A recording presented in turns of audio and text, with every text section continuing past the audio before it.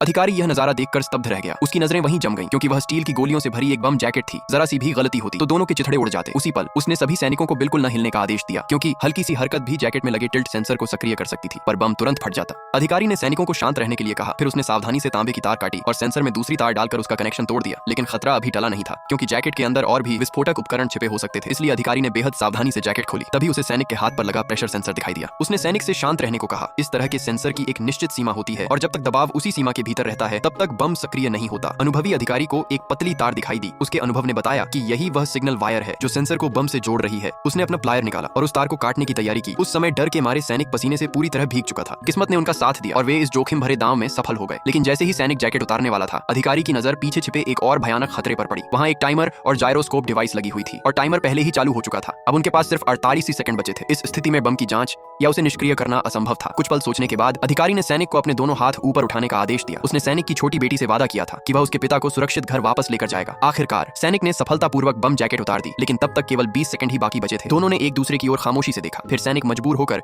सुरक्षित स्थान की ओर भाग गया, जबकि अधिकारी वहीं खड़ा रहा, अपने अंजाम का इंतजार करते हुए।